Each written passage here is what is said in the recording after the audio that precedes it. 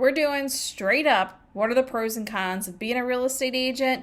No fluff, straight to the point. If you landed here because you want to learn all things real estate and grow your business by referral, make the most amount of money, but still have a life of your own, you are in the right place. Make sure you hit the subscribe button. My name's Alisia Krastel, and we are going to go. Today I'm going to share the best and the worst about being in the real estate industry from my 15 years of being in the business while having a successful referral business for most of it. The first pro is you're in control. Everything starts and stops with you, and you get to make the decisions of where you want to go. The con is that you can have a lack of control. For all the control you have in your business, you have a lack of control over the people who are in the actual real estate transactions with you. You can't control the agent on the other side, the title company, the lender. So you have to develop strategies to where you can manage them in a successful way. And that has a lot to do with setting up expectations and using the right people to begin with.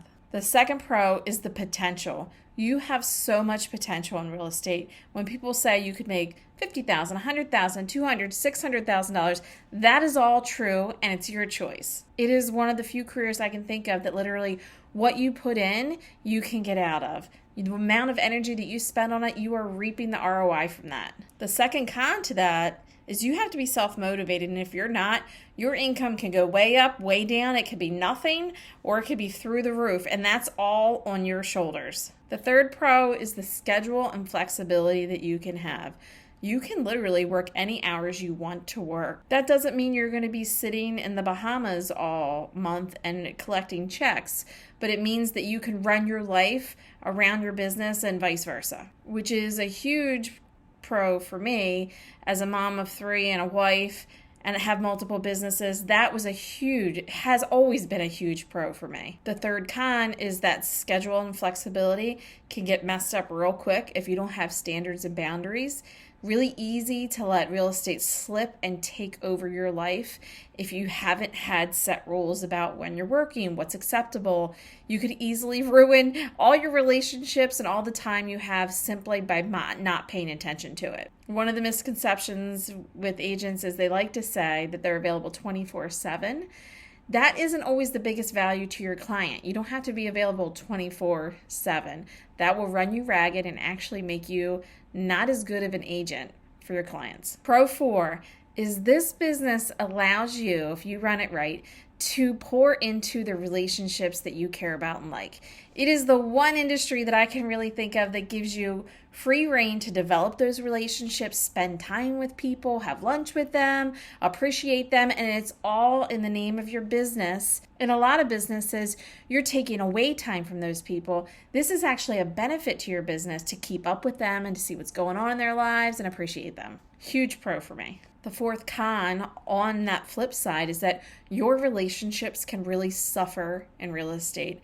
And that goes back to your schedule, really having a plan for it and knowing about that ahead of time, not waiting for life to hit you upside the head and realize, oh my gosh, I'm not spending any time with my spouse, or I've missed 6 soccer games. You don't have to do that in real estate. Even though people make you want to think you do, you don't have to do that. But if you're not careful, they really can suffer. Let me know if you already have your real estate license or you're just thinking about being a real estate agent in the comments below. Type got it or thinking about it. Pro number 5 is the tax advantage of being a realtor and owning your own business. There are so many tax write-offs. There are so many ways that you could build your business, take trips that are all tax deductible. Con number 5 is that you're in charge of those taxes. And I've seen so many agents not take the full advantage as a real estate agent and or not pay the right amount of taxes. You're in charge of all of that.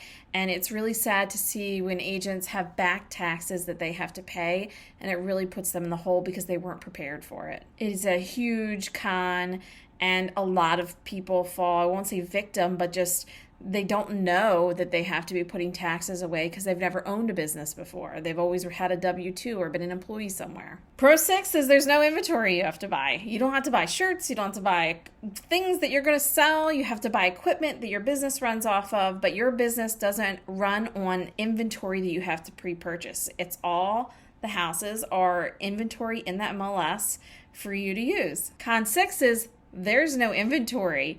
You have to base your business on what is out there. So you have to learn each house, each neighborhood, each zip code as it comes, and it's always changing. Number 7 is you are a bona fide business owner. You get to make the decisions on what kind of lead generation you have, if you're going to have a team, if you're going to be a commercial agent, if you're going to run a referral-based business, or if you're going to farm a neighborhood to get business. That is one of the biggest pros of this business, is that you can do anything you want, and there are so many options out there for you. I also love that as a business owner with kids, I have 3 children who are 7, 11, and almost 13, probably 13 when this video comes out. I can teach them, and my husband and I can teach them how to build a business. And if they decide to or not, that's fine. But it gives us some grounds to teach them how to have a business if they wanted one. Con 6 is that you might not treat it like a business. It is a business, but if you do, like I said before, forget to pay taxes, or you make a decision, if you're not doing it as a business owner and you're thinking like an employee, it could really disrupt your business. You're in charge of any of your bookkeeping, your P&Ls, or you have to hire people to do that, which would be a great decision for you because they can help you so much. You're in charge of expenses, you're in charge of the tax schedule, you're in charge of supplies, you're in charge of your internet, everything that could go wrong, that's on you because it's your business. Pro 8 is that you really, truly are helping people through one of the biggest transactions and decisions in their life. And to have that honor with people is really, I can't even describe how good it feels to help someone through a transaction, and it just means the world to them and see them how it plays out year after year. Con 8, which is related to that, is that there is a lot of stress that can be put on you. This is their biggest decision, and they're counting on you to make it everything right for them. Remember when I said there's a lack of control? Like, there's so many things that you can control in the business, but there's a lack of control. Some things just you have no control over, and that part is very stressful. You have to find ways to manage those, deal with those, minimize the issues that come up, and you'll have all of that with time in the real estate industry and learning from other agents.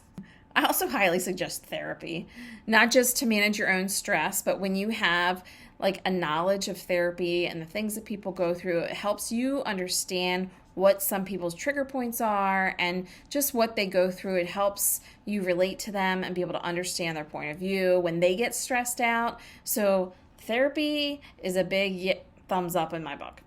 Another huge pro for real estate in my book is number 9, which is anything that you want to do has been done before, almost everything. You can find someone to teach you, you can find a coach, you can find an example somewhere of if you want to do it, the roadmap for it. You don't have to start from the beginning.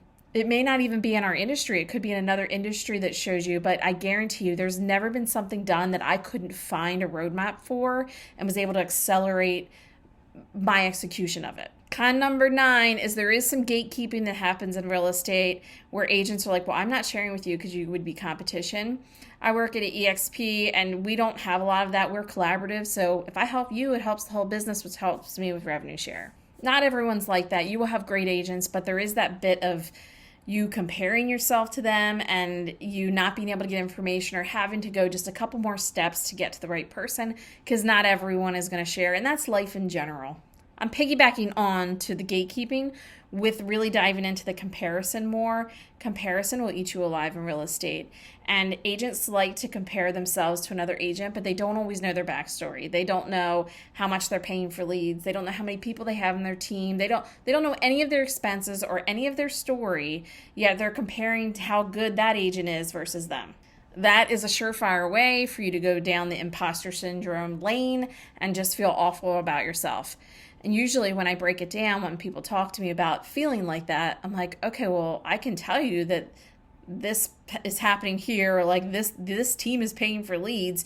You are doing much better. Let's look at the facts. Always just go back to the facts and look at what you're actually doing, what you're actually netting, and what your goals are. And you kind of got to not worry about anybody else unless you're learning something from them. The 10th pro is that personal growth is amazing in real estate. You have so many people. When you're in the right group, you have so much personal growth going on. You learn so many new things. And in the real estate industry, there's so much coaching and information about the subconscious and how to grow yourself and just become a better leader, be a better person, be a better parent. Like, there are a lot of people who have that mindset that they're just on a growth mindset. Even with wealth, we have groups where they're interested in building wealth, even if they're starting small. Like, that's the mindset, and that's one of the things that I really love so much about real estate.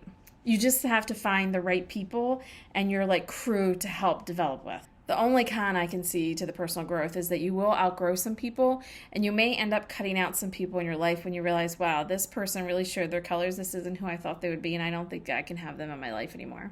But the true con, the last con, is that just about 87% of agents end up quitting in their first couple years because it becomes too hard or they didn't really know what they were getting themselves into. If you do not want to be one of those 87% people and you want to be one of the 13 who thrive, make sure you check out this video about new agents. I give you the whole scoop on how to thrive as a new agent and all the things you should be aware of as you're building your business. If you found this video helpful, make sure you give us a thumbs up and comment below, because that helps me know that you actually like this video and I should make more like this. And when you hit the subscribe button, you'll be sure to get alerted when I do videos like this again.